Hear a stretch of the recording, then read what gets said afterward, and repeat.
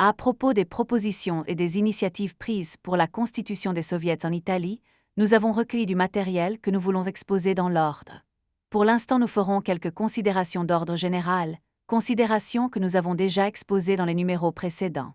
Le système de représentation prolétarien, qui a été introduit pour la première fois en Russie, exerce des fonctions de deux ordres politiques et économiques. Les fonctions politiques consistent dans la lutte contre la bourgeoisie jusqu'à son élimination totale. Les fonctions économiques consistent dans la création de tout le nouveau mécanisme de la production communiste. Avec le développement de la révolution, avec l'élimination graduelle des classes parasitaires, les fonctions politiques deviennent toujours moins importantes par rapport aux fonctions économiques, mais dans un premier temps, et surtout lorsqu'il s'agit encore de lutter contre le pouvoir bourgeois, l'activité politique est au premier plan. Le véritable instrument de la lutte de libération du prolétariat, et avant tout de la conquête du pouvoir politique, c'est le parti de classe communiste. Sous le pouvoir bourgeois, les conseils ouvriers ne peuvent être que des organismes dans lesquels travaille le Parti communiste, moteur de la révolution. Dire qu'ils sont les organes de libération du prolétariat sans parler de la fonction du parti, comme dans le programme approuvé par le Congrès de Bologne, nous semble une erreur. Soutenir, comme le font les camarades de l'Ordine Nuovo de Turin, qu'avant même la chute de la bourgeoisie les conseils ouvriers sont déjà des organes non seulement de lutte politique, mais aussi de préparation économico-technique du système communiste, est un pur et simple retour au gradualisme socialiste. Celui-ci, qu'il s'appelle réformisme ou syndicalisme, est défini par l'idée fausse que le prolétariat peut s'émanciper en gagnant du terrain dans les rapports économiques, alors que le capitalisme détient encore, avec l'État, le pouvoir politique. Nous développerons la critique des deux conceptions que nous avons indiquées. Le système prolétarien de représentation doit adhérer à tout le processus technique de production. Ce critère est exact, mais correspond au stade où le prolétariat, déjà au pouvoir, organise la nouvelle économie. Transposez-le tout bonnement en régime bourgeois, et vous n'aurez rien fait de révolutionnaire, même dans la période dans laquelle se trouve la Russie. La représentation politique soviétique, c'est-à-dire l'échafaudage qui culmine dans le gouvernement des commissaires du peuple, ne prend pas son départ dans les équipes de travail ou les ateliers des usines, mais dans le soviet administratif local, élu directement par les travailleurs regroupés, si possible, par communauté de travail. Pour fixer les idées, le soviet de Moscou est élu par les prolétaires de Moscou, à raison d'un délégué pour 1,000 ouvriers. Entre ceux-ci et le délégué, il n'y a aucun organe intermédiaire. De cette première désignation partent les suivantes, jusqu'au congrès des soviets, au comité exécutif, au gouvernement des commissaires. Le conseil d'usine prend place dans un engrenage bien différent, celui du contrôle ouvrier de la production. Par conséquent, le conseil d'usine, formé d'un représentant par atelier, ne désigne pas de représentant de l'usine au soviet communal, politico-administratif. Ce représentant est élu directement et indépendamment. En Russie, les conseils d'usine sont le point de départ d'un autre système de représentation, toujours subordonné au réseau politique des soviets, celui du contrôle ouvrier de l'économie populaire. La fonction de contrôle dans l'usine n'a une valeur révolutionnaire et expropriatrice qu'une fois le pouvoir central passé dans les mains du prolétariat. Quand la protection étatique bourgeoise est encore debout, le conseil d'usine ne contrôle rien. Les rares fonctions qu'il accomplit sont le résultat de la pratique traditionnelle A. Du réformisme parlementaire B. De l'action syndicale de résistance, qui reste un gradualisme réformiste. En conclusion, nous ne nous opposons pas à la constitution des conseils internes d'usine si leur personnel ou ses organisations le demandent.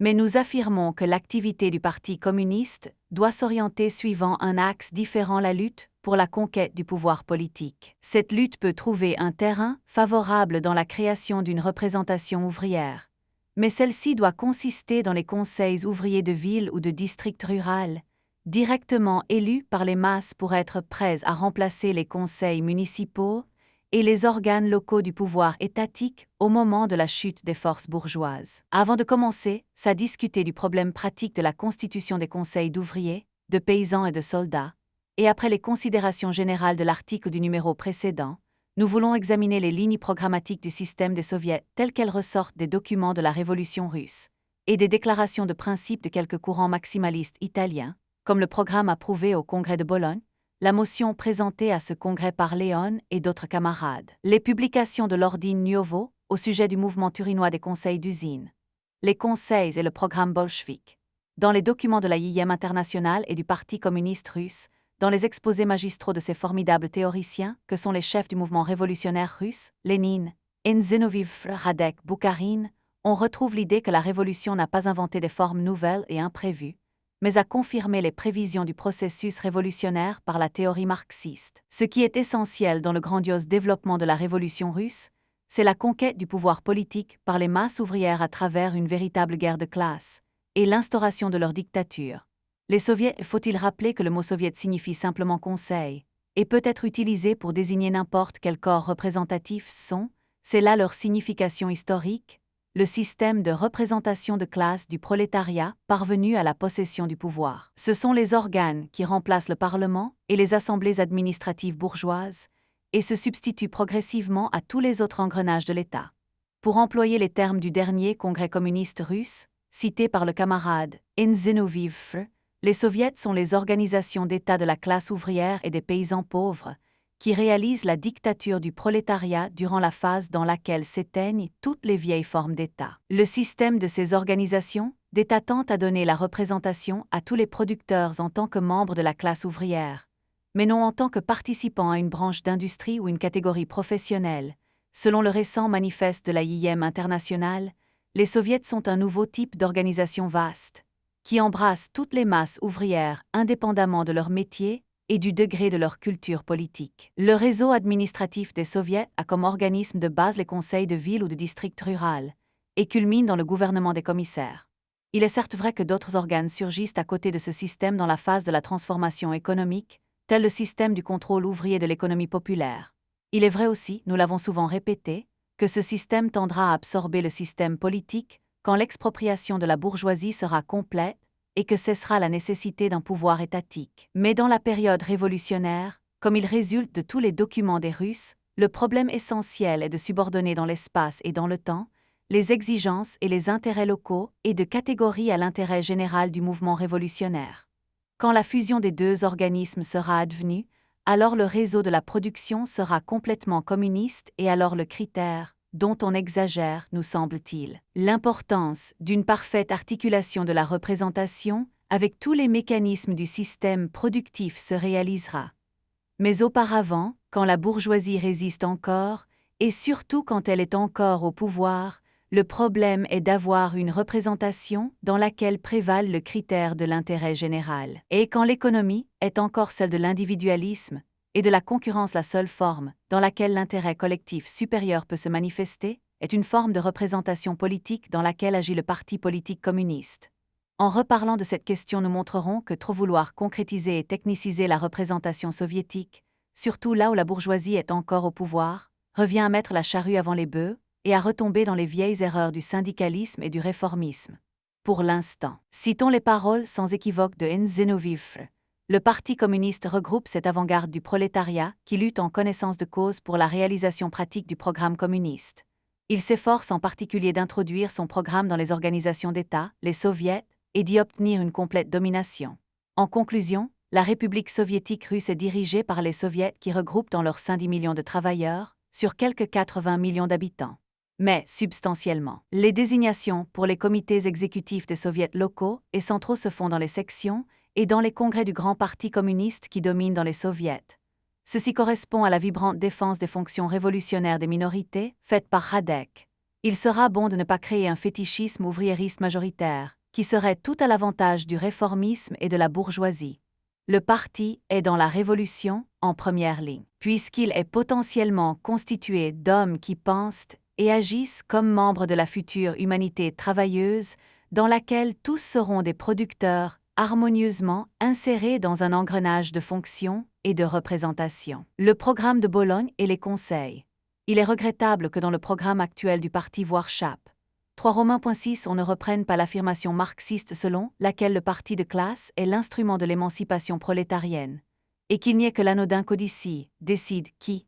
Même la grammaire n'a pas été sauvée dans la hâte de délibérer en faveur des élections d'informer l'organisation du Parti socialiste italien à ses principes. Mais nous sommes encore plus en désaccord avec le programme quand il dit que les nouveaux organes prolétariens fonctionneront d'abord sous la domination bourgeoise comme instrument de la lutte violente de libération, et deviendront ensuite des organismes de transformation sociale et économique, puisqu'on inclut parmi ces organes non seulement les conseils de paysans travailleurs et de soldats, mais jusqu'au Conseil de l'économie publique, organes inconcevables en régime bourgeois. Les conseils politiques ouvriers eux-mêmes doivent être considérés plutôt comme des institutions au sein desquelles se développe l'action des communistes pour la libération du prolétariat.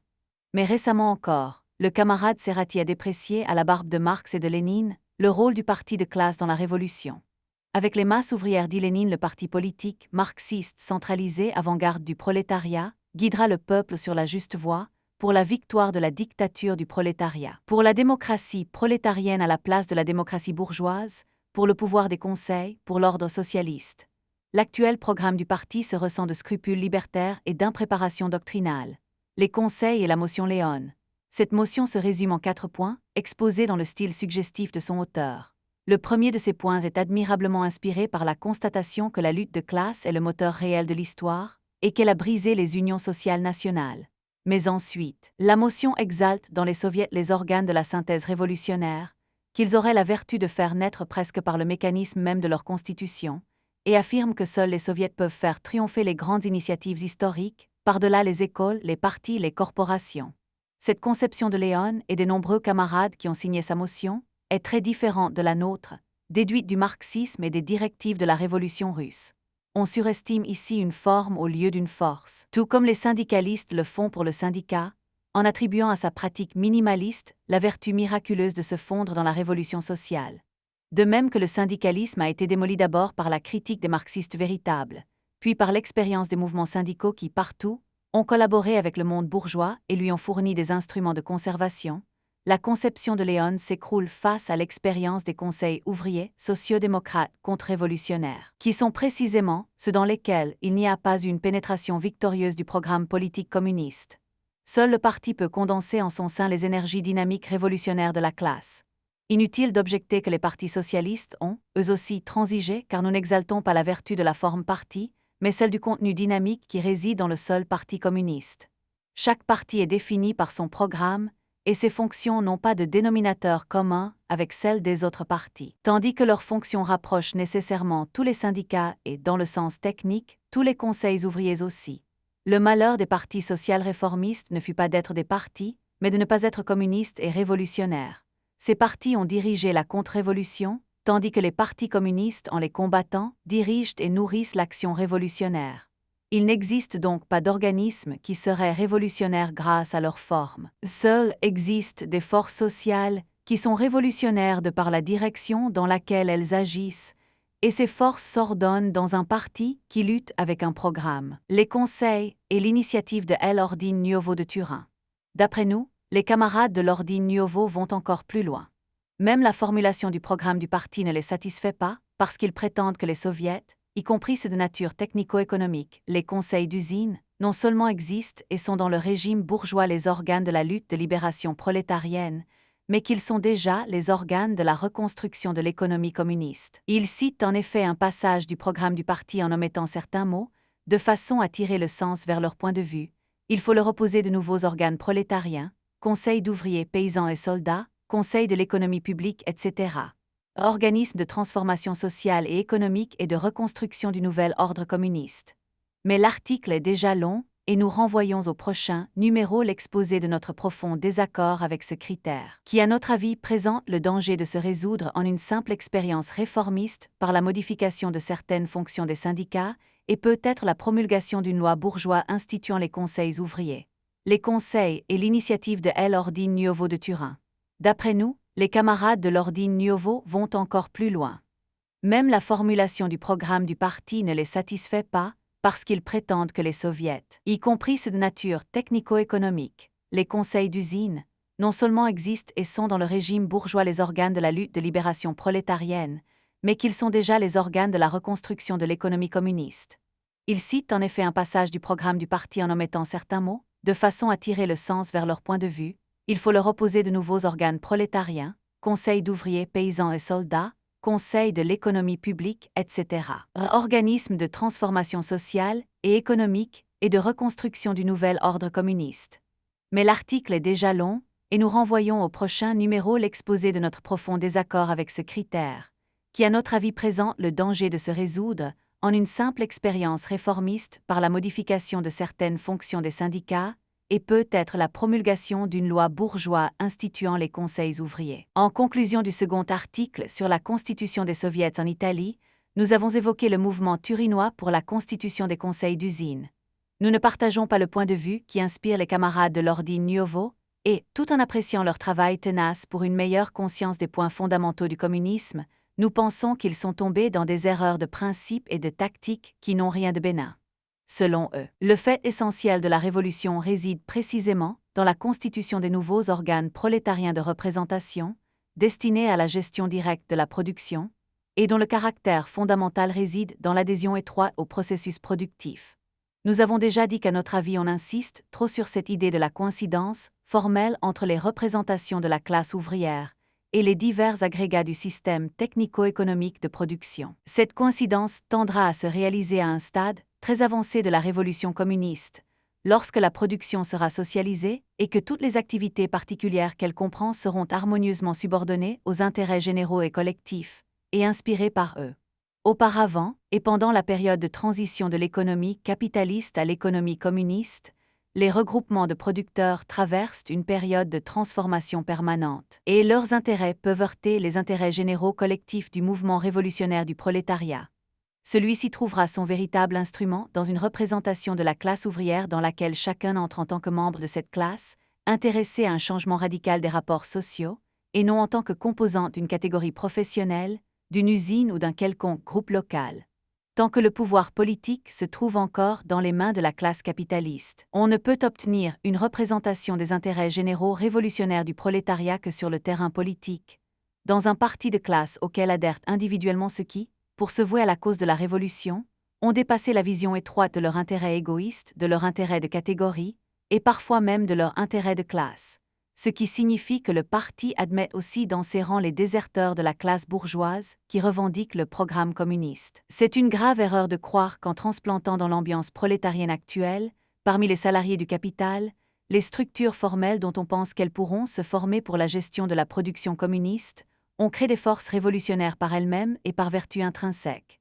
Ce fut l'erreur des syndicalistes, et c'est aussi l'erreur des zélateurs trop ardents des conseils d'usine. Le camarade C. Nicolini a fort opportunément rappelé dans un article de Communismo qu'en Russie, même après le passage du pouvoir au prolétariat, les conseils d'usine ont souvent fait obstacle aux mesures révolutionnaires, opposant encore davantage que les syndicats la pression d'intérêts limités au développement du processus communiste. Les conseils d'usine ne sont même pas les gérants principaux de la production dans le système de l'économie communiste.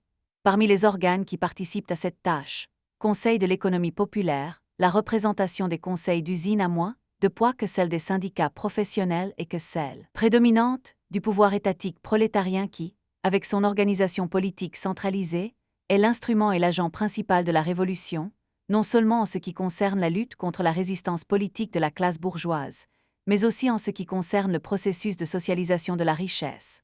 Au stade où nous en sommes, c'est-à-dire quand l'état du prolétariat est encore une aspiration programmatique, le problème fondamental est celui de la conquête du pouvoir par le prolétariat ou mieux encore, par le prolétariat communiste, c'est-à-dire par les travailleurs organisés en partis politiques de classe et décidés à réaliser la forme historique du pouvoir révolutionnaire, la dictature du prolétariat. Le camarade Tasca lui-même expose clairement son désaccord avec le programme de la majorité maximaliste du Congrès de Bologne, et plus encore avec nous, abstentionnistes, dans le numéro 22 de l'Ordine Nuovo, dont le passage suivant vaut la peine d'être reproduit. Un autre point du nouveau programme du parti mérite d'être examiné. Les nouveaux organes prolétariens, conseils d'ouvriers, paysans et soldats, conseils de l'économie publique, etc. Fonctionnant d'abord, sous la domination bourgeoise, comme instrument de la lutte violente de libération, deviennent ensuite des organes de transformation sociale et économique, de reconstruction du nouvel ordre communiste.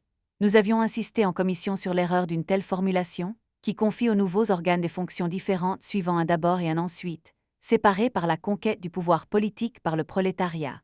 Gennari avait promis de corriger en d'abord essentiellement comme instrument. Mais on voit qu'ensuite il y a renoncé. Et comme, pour des raisons de force majeure, j'ai été absent à la séance finale, je n'ai pas pu le lui faire remettre. Il y a pourtant dans cette formulation un véritable point de divergence qui, s'il rapproche Gennari, Bombaxi, etc., des abstentionnistes, les éloigne de ceux qui croient que les nouveaux organes prolétariens ne peuvent être instruments de la lutte violente de libération, que dans la mesure où ils sont tout de suite, en ont ensuite des organes de transformation sociale et économique. La libération du prolétariat se réalise précisément à travers le développement de sa capacité à gérer de façon autonome et originale les fonctions de la société créée par lui et pour lui. La libération réside dans la création d'organes tels que, s'ils vivent et fonctionnent, ils provoquent par là même la transformation sociale et économique qui constitue leur but. Il ne s'agit pas là d'une question de forme, mais d'une question essentielle de contenu.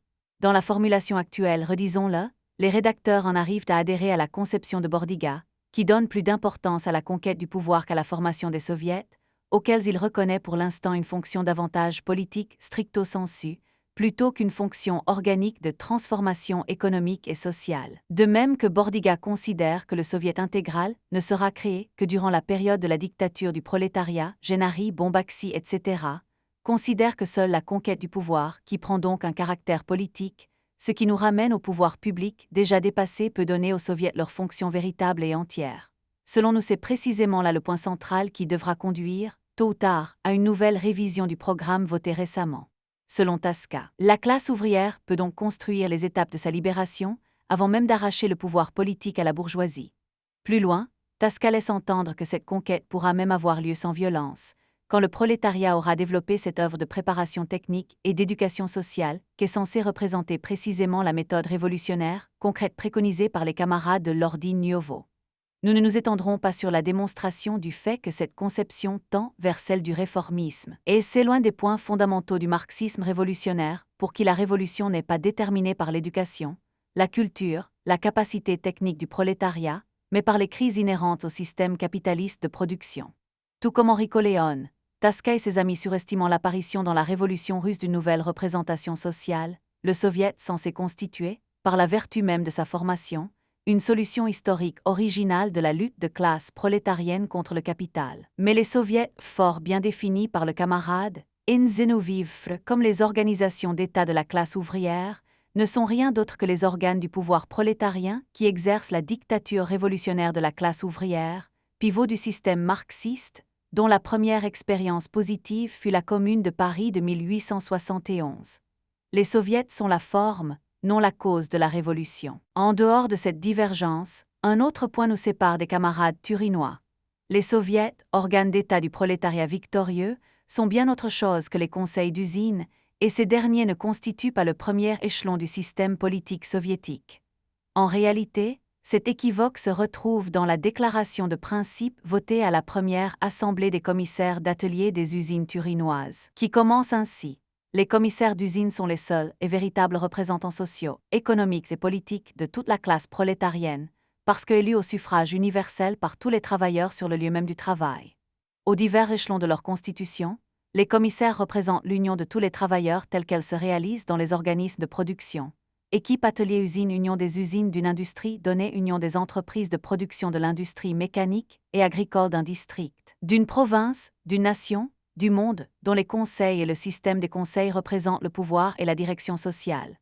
Cette déclaration est inacceptable, puisque le pouvoir prolétarien se forme directement dans les soviets municipaux des villes et des campagnes, sans passer par l'intermédiaire des conseils et comités d'usine, ainsi que nous l'avons dit à plusieurs reprises, et comme cela ressort de la claire présentation du système soviétique russe publiée par l'Ordine Nuovo lui-même. Les conseils d'usine sont des organismes destinés à représenter les intérêts de groupes d'ouvriers pendant la période de la transformation révolutionnaire de la production. Et ils représentent non seulement l'aspiration de tel ou tel groupe à se libérer du capitaliste privé par la socialisation de la production, mais également la préoccupation sur la manière dont les intérêts de ce groupe se feront valoir lors du processus de socialisation, discipliné par la volonté organisée de toute la collectivité des travailleurs. Les intérêts des travailleurs, pendant la période où le système capitaliste est stable et où il ne s'agit que de pousser à des améliorations salariales, ont été représentés par les syndicats de métier. Ils continuent à exister pendant la période révolutionnaire, et il est naturel qu'ils se confrontent aux conseils d'usine qui surgissent lorsque se rapproche l'abolition du capitalisme privé, comme c'est advenu à Turin. Ce n'est donc pas une question de principe révolutionnaire que de savoir si les ouvriers non organisés doivent ou non participer aux élections. S'il est logique que ceux-ci participent, étant donné la nature même des conseils d'usine, il ne sous-paraît pas logique de mélanger, comme on l'a fait à Turin, les organisations et fonctions des syndicats et des conseils, en imposant aux sections de Turin de la Fédération de la métallurgie d'élire leur propre conseil de direction des assemblées des commissaires d'atelier. De toute manière, les rapports entre conseils et syndicats, qui sont les représentants d'intérêts particuliers de groupes d'ouvriers, continueront à être complexes. Nous ne pourrons les harmoniser qu'à une étape très avancée de l'économie communiste, lorsque la possibilité d'opposition entre les intérêts d'un groupe de producteurs et l'intérêt général de la marche de la production sera fortement réduite. Ce qu'il nous importe d'établir, c'est que la révolution communiste est conduite et dirigée par une représentation politique de la classe ouvrière, qui, avant le renversement du pouvoir bourgeois, est un parti politique. Ensuite, c'est le réseau du système des soviets politiques, élu directement par les masses auxquelles on propose de désigner des représentants ayant un programme politique général bien défini, au lieu d'exprimer les intérêts limités d'une catégorie ou d'une usine. Le système russe est arrangé de façon à former le soviet municipal d'une ville avec un délégué pour chaque regroupement de prolétaires qui votent pour un seul nom. Mais ces délégués sont proposés aux électeurs par le parti politique, et il en va de même pour les représentants du deuxième et troisième échelon dans les organismes supérieurs du système étatique.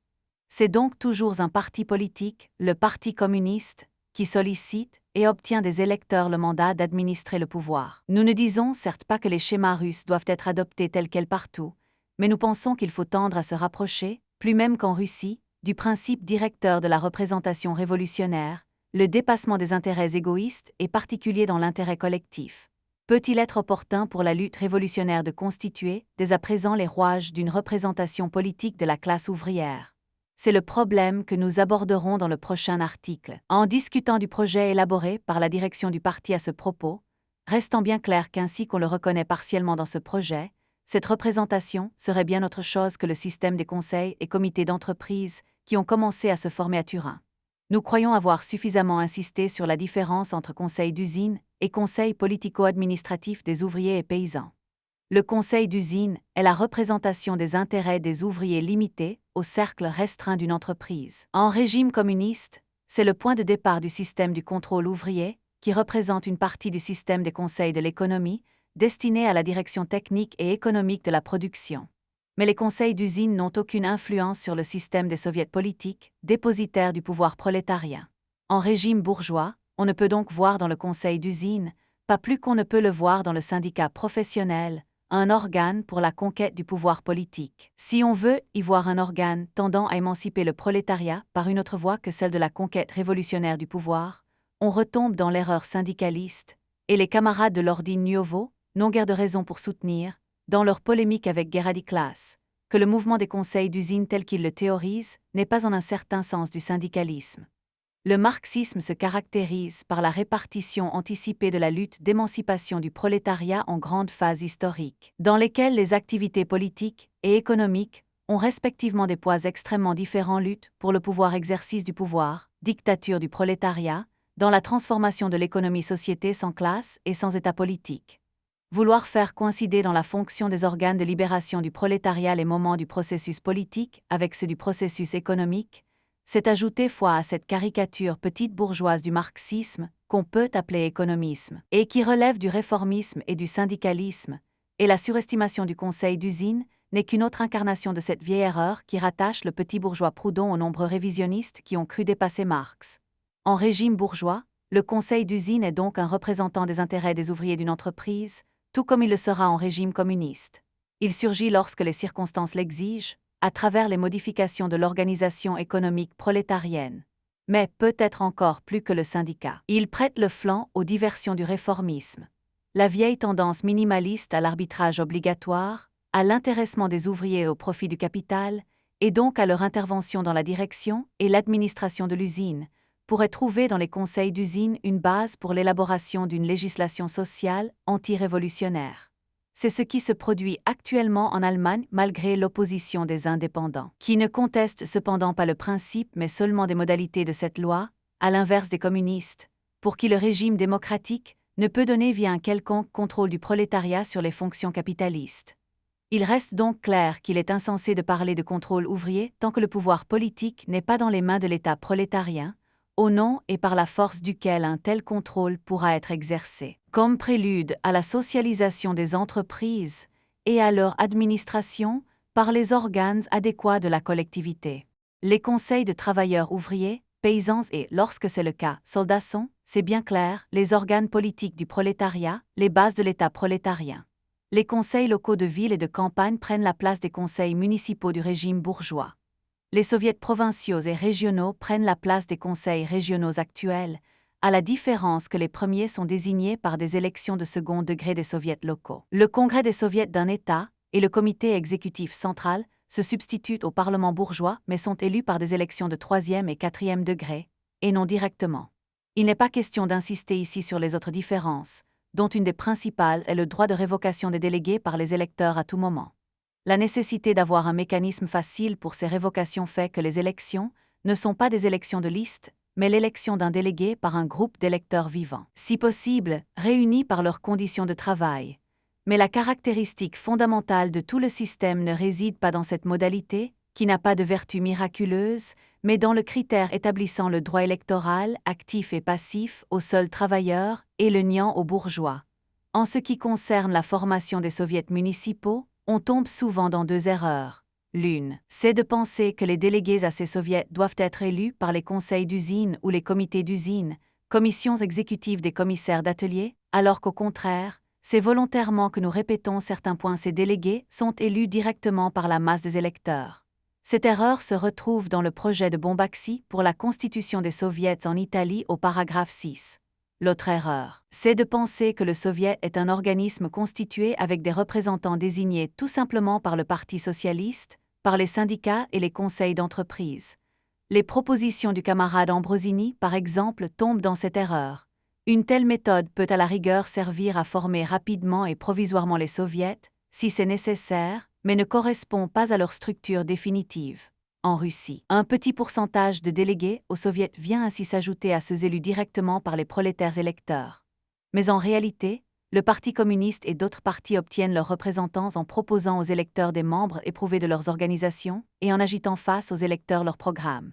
Un soviet, selon nous, n'est révolutionnaire que lorsque la majorité de ses membres est inscrite au Parti communiste. Tout ceci, bien entendu, se réfère à la période de la dictature prolétarienne. Et surgit donc la question: quelle utilité, quelle fonction, quelles caractéristiques doivent avoir les conseils ouvriers alors qu'existe encore la dictature de la bourgeoisie? En Europe centrale, les conseils ouvriers coexistent actuellement avec l'État démocratique bourgeois, d'autant plus contre-révolutionnaire qu'il est républicain et social-démocrate. Quelle valeur a cette représentation du prolétariat, quand elle n'est pas le dépositaire du pouvoir et la base de l'État? Agit-elle au moins comme un organe de lutte efficace pour la réalisation de la dictature prolétarienne? Un article du camarade autrichien Otto Maschaudan, Nouvelle internationale, de Genève répond à cette question. Il affirme qu'en Autriche les conseils se sont paralysés eux-mêmes, qu'ils ont abdiqué et remis le pouvoir dans les mains de l'Assemblée nationale bourgeoise. En Allemagne, au contraire, après que selon Masch, les majoritaires et les indépendants en soient sortis, ceci devint de véritables centres de bataille pour l'émancipation prolétarienne, et Enosk dut les écraser pour que la social-démocratie puisse gouverner.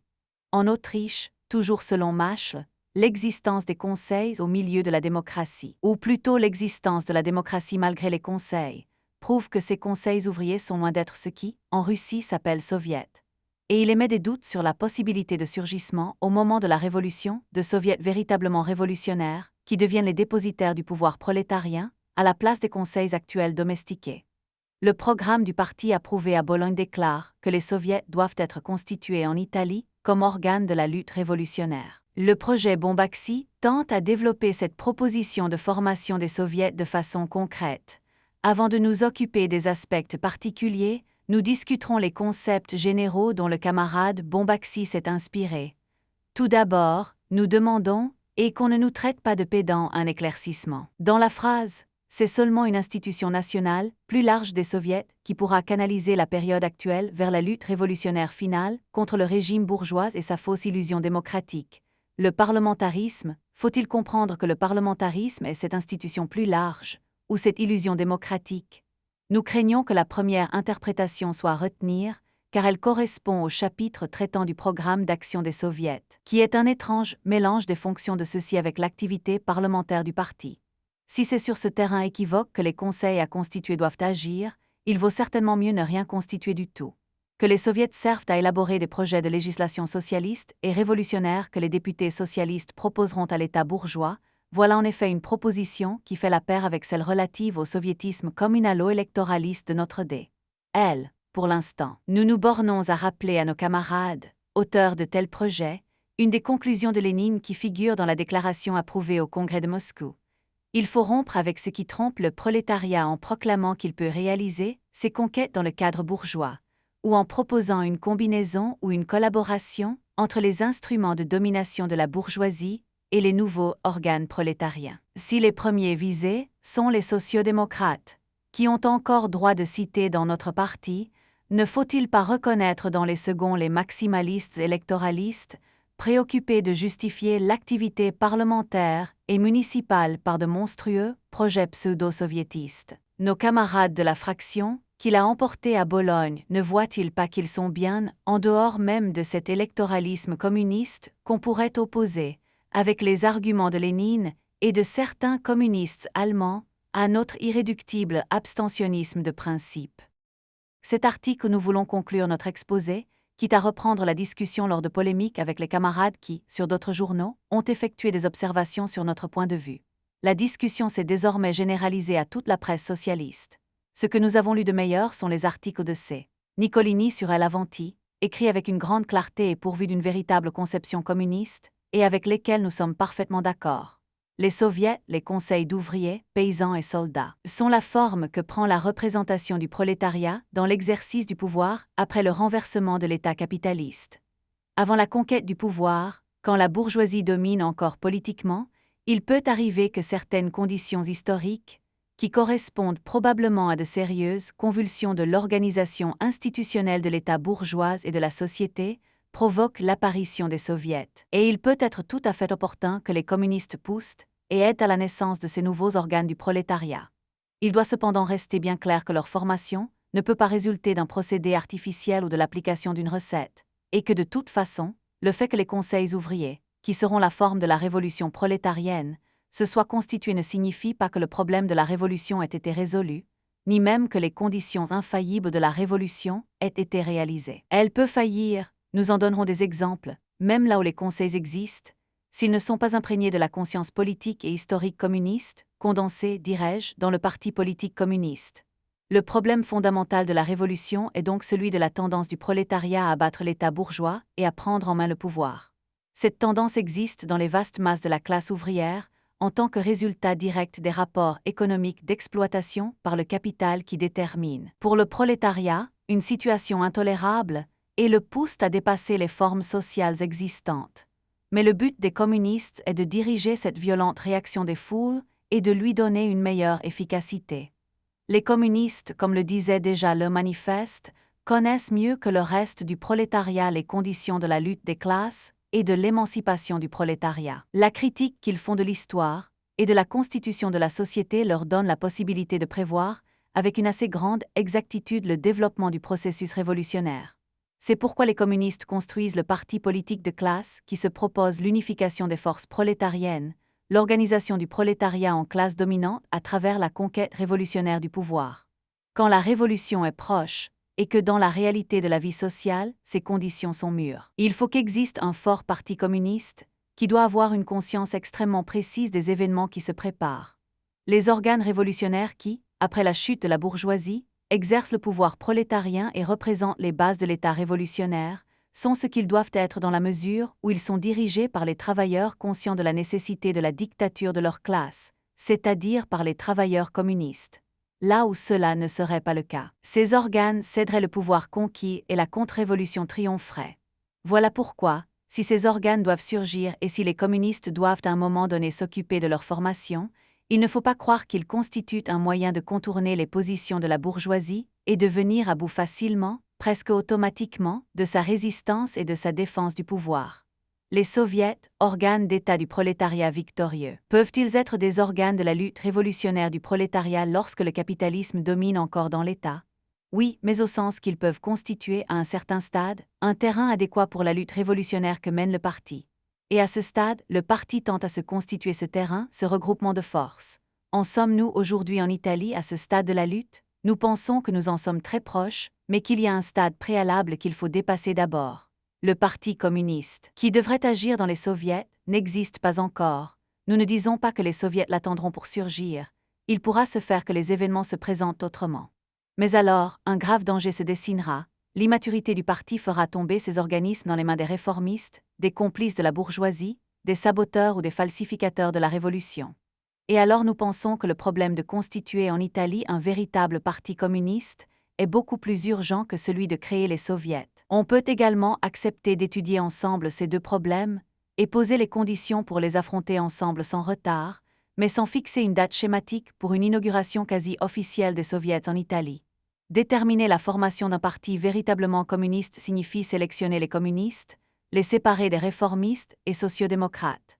Certains camarades pensent que la proposition même de former les soviets peut offrir le terrain de cette sélection. Nous ne le croyons pas précisément parce que le soviet n'est pas, d'après nous, un organe révolutionnaire par essence. De toute façon, si la naissance des soviets doit être une source de clarification politique, nous ne voyons pas comment on pourrait y arriver sur la base d'une entente, comme dans le projet Bombaxi entre réformistes, maximalistes, syndicalistes et anarchistes. Par contre, le fait de mettre au premier plan de nouveaux organismes anticipant sur les formes futures, tels les conseils d'usine ou les soviets, ne pourra jamais créer un mouvement révolutionnaire sain et efficace en Italie. C'est une tentative aussi illusoire que celle de soustraire l'esprit révolutionnaire au réformisme en le transportant dans les syndicats, considérés comme noyaux de la société future. Cette sélection, nous ne la réaliserons pas grâce à une nouvelle recette, qui ne fait peur à personne, mais bien par l'abandon des vieilles recettes, des méthodes pernicieuses et fatales. Pour les raisons bien connues, nous pensons que cette méthode abandonnée, en faisant en sorte qu'avec elle les non-communistes soient éliminés de nos rangs, c'est la méthode électorale. Nous ne voyons pas d'autre voie pour la naissance d'un parti communiste digne d'adhérer à Moscou. Travaillons dans ce sens en commençant, comme dit très justement Niccolini, par élaborer une conscience, une culture politique parmi les chefs, à travers une étude sérieuse des problèmes de la Révolution, non entravée par la bâtarde activité électorale, parlementaire, minimaliste. Travaillons dans ce sens-là. Faisons davantage de propagande pour la conquête du pouvoir, pour la conscience de ce que sera la révolution, de ce que seront ses organes, de l'action véritable des soviets, et nous aurons véritablement travaillé pour constituer les conseils du prolétariat et conquérir en eux la direction révolutionnaire qui ouvrira les voies lumineuses du communisme.